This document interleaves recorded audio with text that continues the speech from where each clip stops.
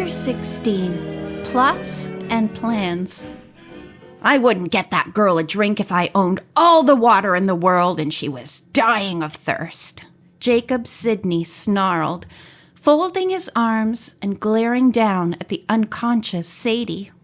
Here, you, get the girl a glass of water, Raymond Hill commanded Frank Semmit, who did not look as angered and disappointed as did the others. With a start of surprise, Semmit jumped for the door and returned with a brimming tumbler of water, some of which Nancy sprinkled on Sadie's white face, and some of which she forced between the girl's teeth. Sadie stirred and sat up. I must have fainted, she murmured. Oh, Nancy, there you are. Please don't go away. Sidney and Boonton, Bess and George and their mothers, were crowding toward the door, muttering angrily among themselves. We'll fight this in court, Peter Boonton shouted. You bet we will, Jacob Sidney seconded. There isn't a court in the world that will uphold this fake will. Asa Sidney wasn't in his right senses when he cheated his own relatives and left his money to a nameless foundling. Mr. Drew made no reply to the threats, being busy conferring in an undertone with Raymond Hill. Sadie cringed at the harsh words hurled at her, and Nancy, her head erect, scowled her contempt at the furious men. Bess and George, looking rather bewildered, left the house with their mothers without even throwing a backward glance in Nancy's direction. One by one, the angry relatives departed. Mr. and Mrs. Semmit remained in the room. Oh, Sadie, darling, Mrs. Semmit gushed. It is all too wonderful for words. Poor dear, you look so white. Can't I bring you some iced tea? I know what will make her feel good. That is a cup of jellied chicken broth, Frank Semmit cried. I don't want anything, thank you, Sadie murmured. I'm all mixed up in my mind. This was all so unexpected. Nonsense. We both hoped and planned that you would be rewarded this way, Mrs. Semmit smirked. You deserved everything, Sadie, and all I can say is that I hope you won't forget your hard-working foster parents who gave you a home, never anticipating any reward at all. Oh, I am grateful, Sadie replied. I think you had better not bother Sadie anymore, Nancy told the Semmits. She is all upset. Please go away and let her rest. Why, of course we will, Frank Semmit cried heartily. We wouldn't want to intrude on her happiness at all, would we, Emma? And besides, the house and all is Sadie's now, Mrs. Semmit added. We must remember, Frank, that our little girl is quite wealthy, or will be soon. I'm sure you will have no trouble remembering that, Nancy commented dryly. Come, Sadie, you will feel better if you sit on the porch where it is cooler. Once outside and out of earshot of everybody, Sadie turned to Nancy and gripped her arms tightly. Oh, Nancy, Mr. Sidney left me a great deal, didn't he? Why did he do it? I am so worried now. All his relatives will think I wormed my way into his affections, and there will be a lawsuit, and I will be made to answer all sorts of questions in front of hundreds of curious people. Nancy patted Sadie soothingly. Don't worry, she said. Dad will look out for you. Mr. Sidney left you his property because he loved you, I am sure, and because the greedy squabbling of his relatives angered and fretted him. Sadie sighed and bowed her head. It was so loving and generous of him to make me his heir, she said. But he did not know that he was making a great deal of trouble for me. To Nancy's annoyance, Frank Semmit reappeared, bearing tall glasses of iced tea for the girls and a dainty glass bouillon cup filled with quivering jellied chicken broth for Sadie. He served the girls and then sat down affably on the porch railing. What are you planning to do, Sadie? He asked. You will probably have a great deal of money. I suppose you will stay here until the property is sold, won't you? Mother Semmit is making up a new bedroom for you in the big front room." "Oh, I can't think," Sadie cried piteously. "It's all so new, so strange. I will do whatever Mr. Drew advises." "Surely you don't have to consult strangers when you have two loving parents, even if they are not flesh and blood father and mother, to guide you," Semmit insinuated. "Not that I think that Mr. Drew would give you bad advice. No, indeed. There is probably none smarter than he in the state when it comes to law. Is there, Miss Drew?" "He is very clever in other respects, too," Nancy replied, "especially in reading character." At this juncture, Mr. Drew and Mr. Hill emerged from the house, still conferring earnestly. Mr. Drew called Nancy to him and suggested that she remain with Sadie for the time being. Not only does she need a companion, but some responsible person must keep an eye on the house and its contents, and there is no one I would trust more to prevent any crooked work from succeeding than you, Nancy, the lawyer said. "Shall I drive you home first?" Nancy asked. "I really ought to get another dress and a nightgown if I am to stay here overnight." "Mr. Hill will drive me back," Carson Drew said. "I think you had better borrow a sleeping garment from Sadie and get along as best you can, Nancy. I wouldn't leave this house alone to the Semmits for 10 minutes. Nancy was thrilled at the assignment. She followed her father to the automobile and then bade him goodbye. Upon returning to the house, she saw that Sadie had left the porch and set out to look for her. The Semmits, too, seemed to have vanished, and Nancy walked cautiously, thinking that she might come upon the innkeeper or his wife unawares and catch them in some scheming. A tour of the ground floor revealed no one there, so Nancy stole up the steps. Frank Semmit said that his wife was preparing another room for Sadie. "The big front room, I think he said," Nancy mused. "We'll have a look in there." A murmur of voices from behind a partly closed door caused her to move cautiously as she approached. It was Mrs. Semmit, speaking earnestly.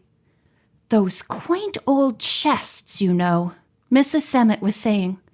"If they are put up for sale, they will not bring $1 apiece, and yet I am quite crazy about them." "The room is sealed, Mother Semmit," Sadie was heard to reply.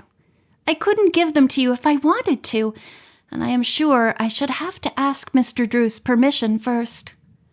"Oh, shucks, Sadie. Don't be such a scaredy cat," Mrs. Semmit spoke. "Frank and I will just move out a few of the things we like awfully well, and no one will be the wiser. Besides, you shall have them as much as we, don't you see? We'll have them in our new home." "What new home?" Sadie asked. "You heard them say this place had to be sold," Mrs. Semmit answered. "So of course we will have to move, and with all your money you will want to select a nice, charming residence for us. You can trust Father Semmit to pick a bargain." "Aha," Nancy said to herself. "The Semmits are spending Sadie's inheritance for her already. If they have their way, Sadie will be penniless and dependent on them in a few months." Boldly, she opened the door. "Hello, Sadie. I thought you would be up here," Nancy said cheerfully. "What a charming room. I wonder if I might spend the night with you."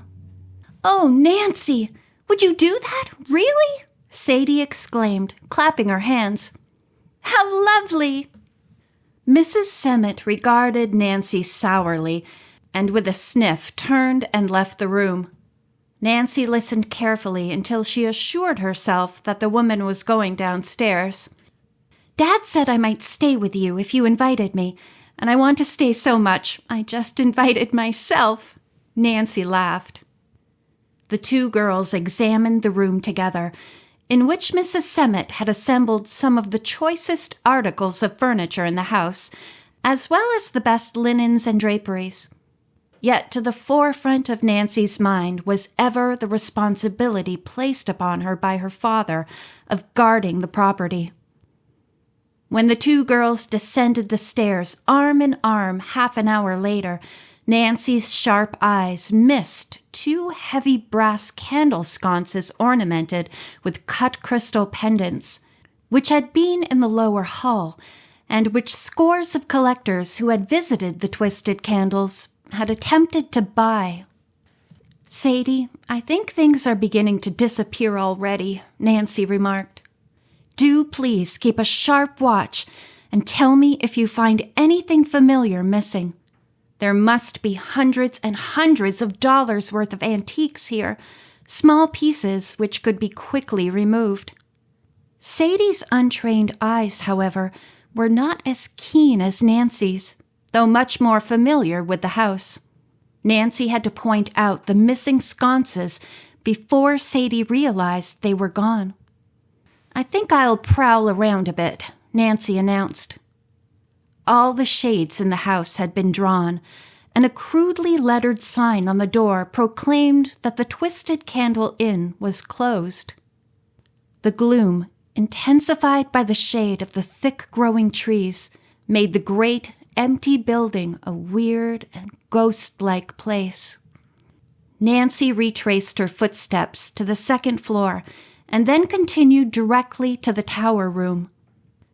As she had half feared, half expected, Frank Semmit was crouched at the door of the late Asa Sidney's room, studying the intricate lead seal placed there by the sheriff. The light of a twisted candle, carefully shaded so it would fall only in one direction, cast flickering shadows on the white walls. "Oh, there you are, Mr. Semmit," Nancy said pleasantly. The startled man wheeled on his heels, knocking the candle over. "Did you lose another dime up here?" Nancy continued. "If it rolled under the doorway, I'm sure it would be wisest if you waited until the door was opened by court order, instead of picking the seal." "You must be crazy," Semmit snapped. "I was just making sure none of them sneaking relatives crept up here to burglarize the place. That's all." "And did you find everything secure?" "Oh, yes," growled Semmit, picking up his candle and rushing downstairs past the girl. Nancy followed the man to the ground floor and saw him enter the kitchen, from which there presently arose the tones of the Semmits in earnest conference. Their words could not be overheard, however. Then the back door opened and closed, and Nancy concluded that the couple had left the house. She returned to Sadie and suggested that they stroll around the grounds. The weedy lawn and littered backyard were not attractive, and the ramshackle old shed which served Semmit as a garage and storehouse did not lend any value to the scene so far as beauty goes. The flicker of candlelight inside the place, however, made Nancy give the tumble-down structure close attention. Casually, she led Sadie into the woods on the spoken pretext of looking for flowers. "We can't be seen from here," Nancy told her new friend. "We'll watch that shed and see what comes out of it." "What could come out of it except Frank Semmit or his car?" Sadie asked wonderingly. As if in response to her query, the innkeeper stepped out of the building and craftily surveyed the house and yard. Then he ducked back inside and presently emerged with two long boxes which he carried with difficulty, one under each arm. "See where he goes," Nancy whispered. "He is going away from the road. What lies back there?" "Just pastures and meadows and the old tenant farmer's house," Sadie whispered back. "We will follow him," Nancy decided. "Can we get to the old house without leaving the woods?" "It is a roundabout way," Sadie said, "but I can lead you." Treading carefully so as to make no sound, the two girls traversed the thicket. Soon Semmit was out of sight, but still Nancy urged Sadie on, convinced that the deserted old tenant house was Semmit's goal. After 15 minutes of heavy going, Sadie stopped and pointed. "There's the old place," she said.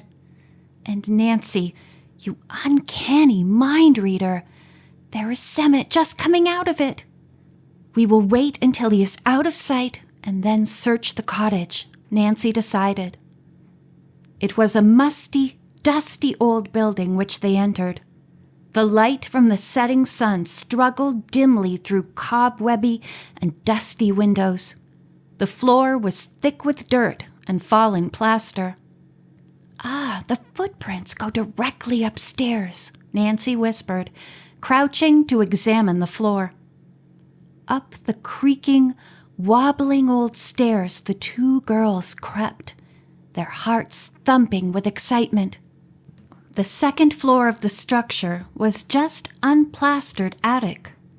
An old trundle bed with a corn husk mattress mouldered under the eaves, and an ancient linen press, its doors awry and its once fine mahogany surface green with mildew, leaned against the chimney. Nancy looked first into the huge wardrobe. "It's as big as a house," she cried. "All the shelves have been taken away. I have seen kitchens in apartment houses no bigger than this." The closet was obviously empty, though, so she turned to examine the floor minutely. No dust had settled here, because wind and rain had easy access through the broken shingles. "Oh, it's getting so dark," Sadie whispered. "We'll go in a minute," Nancy said. "As soon as... Aha! Here we have it." She knelt, and with her slim fingertips drew the nails from one of the wide floor planks. There was more litter on this board than on any other, but the cracks around it were clean, Nancy explained.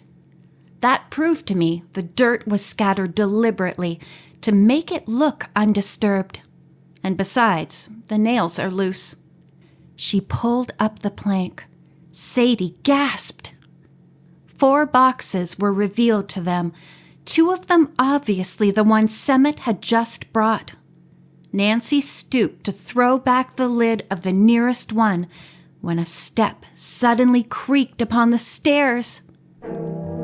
End of chapter 16.